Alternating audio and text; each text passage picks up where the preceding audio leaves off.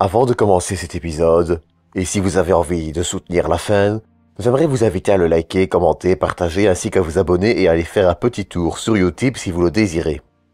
D'autre part, et si vous cherchez un télescope et avez envie de soutenir la chaîne, je vous recommande le site Astroshop, le lien sera en description et je touche un petit pourcentage pour tout achat effectué maximum 30 jours après le passage par le lien.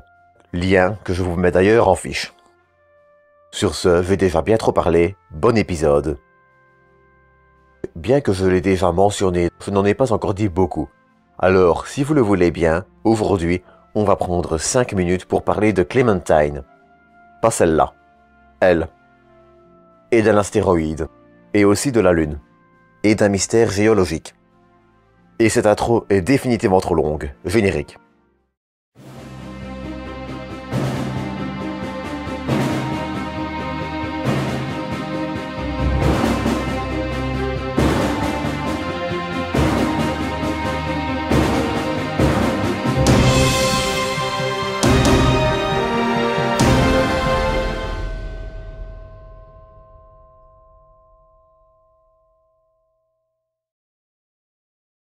Nous sommes le 25 janvier 1994 à Vandenberg, en Californie, près du pas de tir SLC-4W. Il est 16h34 UTC et un lanceur Titan 23G s'arrache du sol.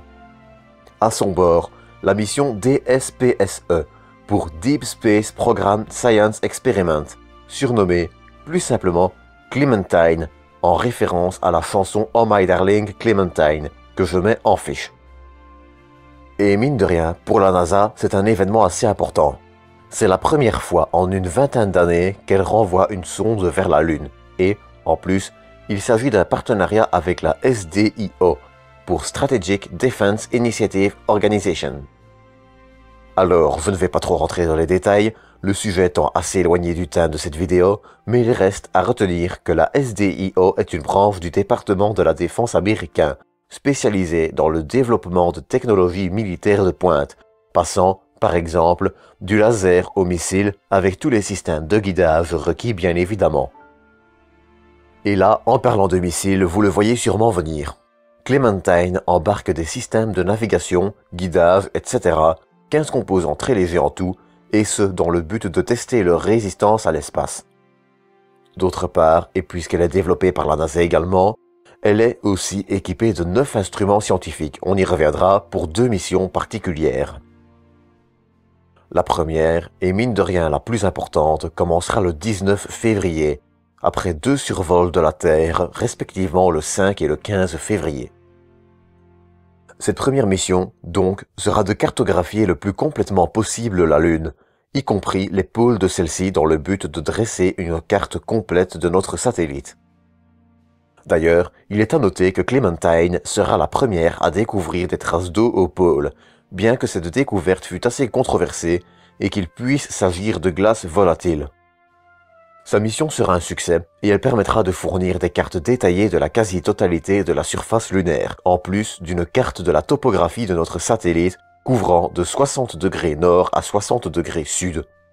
Mais avant de parler de la suite de sa mission, on va brièvement parler de ses principaux instruments. En premier, il y a le CPT, pour Charged Particle Telescope, dont l'objectif était de mesurer différents aspects du vent solaire et de ses conséquences sur la magnétosphère terrestre notamment, mais aussi sur le sol lunaire, etc. En second, il y a une caméra couvrant de la lumière visible à l'ultraviolet pour la prise de photographie. Elle permet notamment de photographier ce tourbillon lunaire nommé Rainer Gamma. Pour ceux qui se demandent ce qu'est un tourbillon lunaire, l'essentiel à en retenir est qu'il s'agit d'une figure géométrique irrégulière ayant une forte réflectivité, et dont les mécanismes d'apparition sont encore assez troubles, bien qu'il s'agisse, très probablement, d'impacts de comètes, de déplacements de poussière dus à leur attraction par un faible champ magnétique, ou encore de la dégradation de certaines matières, laissant les plus brillantes visibles par le vent solaire. Mais l'explication privilégiée actuellement est que ces phénomènes pourraient également être d'anciennes traces du passé volcanique de la Lune, il y a environ 3 milliards d'années, les poussières de ces zones ayant alors été fortement magnétisées. En effet, La chaleur mélangée au manque d'oxygène entraînant la décomposition de certains minéraux en fer peut alors expliquer une bonne partie du phénomène. Avec cette dernière explication, la présence de magnétisme est donc facilement explicable, et donc le déplacement des poussières par le vent solaire également. Enfin, pour terminer, sachez que Rainer Gamma, la plus grande de ces formations, ne fait pas moins que dans les 40 km de longueur. Mais revenons-en à Clementine pour parler encore de ses instruments, à savoir un lidar spécialisé dans la mesure du relief de la Lune. Mais ce n'est pas tout. Clementine embarquait aussi une série de caméras, couvrant réunies un large spectre allant de l'infrarouge à l'ultraviolet, et ce, pour un objectif de détecter un maximum de matériaux à la surface de la Lune. Car, et il est toujours bon de le rappeler, bien que Clementine embarque une panoplie de petits instruments expérimentaux pour la SDIO, Clementine reste également une mission à but scientifique. Pour revenir à ces caméras, il y en a en tout 5. Une spécialisée dans l'infrarouge et plus précisément les émissions thermiques de la Lune, une autre spécialisée dans le proche infrarouge pour la détection de minéraux et équipée de filtres dédiés, et une autre dans l'ultraviolet et le visible, elle aussi équipée de 6 filtres pour l'étude minéralogique de la Lune. Et pour terminer, les avant-dernières, elles, sont un duo de caméras dont le travail est, à l'aide d'un catalogue d'étoiles embarquées, d'aider la sonde à s'orienter dans l'espace en se repérant à l'aide des étoiles. Enfin, la dernière, et pas la moindre, est une caméra haute résolution pour l'observation de zones plus précises de sa cible, à savoir la Lune ou l'astéroïde 1620 Géographos, sa seconde cible. Car oui, je me suis bien gardé de le dire, mais Clementine, une fois la Lune cartographiée, avait une cible, un astéroïde géocroiseur de plus ou moins 2,5 km nommé Géographos, nom qui fait d'ailleurs référence à la National Geographic Society. Le 5 mai, la sonde Clementine quitte l'orbite lunaire pour faire route vers l'astéroïde Géographos, mais malheureusement, le 7 tout dérape. À 14h39 UTC, un des ordinateurs de bord disjoncte et met à feu l'un des propulseurs de la sonde dont le travail est de contrôler son attitude, à savoir son orientation. La mise à feu sera incontrôlée et le carburant de ces petits moteurs, essentiel à sa bonne utilisation, sera totalement épuisé. Et malheureusement, Clementine aura une vitesse de rotation sur elle-même de 80 tours par minute. Photographier l'astéroïde devient inenvisageable, mais la décision est prise de poursuivre la mission. Notamment car elle va passer dans la ceinture de Van Allen.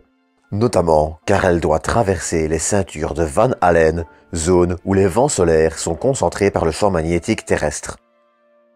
Et ce passage reste important pour la mission puisqu'il permet de tester la résistance de ces petits systèmes de guidage qu'elle embarquait. En mai 1994, elle survolera encore une fois la Terre et la Lune, et en juin, la télémétrie deviendra inintelligible faute d'assez de courant et la mission sera définitivement arrêtée. Elle survolera, finalement, l'astéroïde Géographos le 31 août 1994. Cependant, l'histoire n'est pas encore finie. Grâce au bon positionnement de la sonde par rapport au Soleil, elle reçoit, à nouveau, assez d'énergie et ce pendant une courte période permettant aux équipes au sol de reprendre contact avec la sonde, et ce, du 20 février au 10 mai 1995.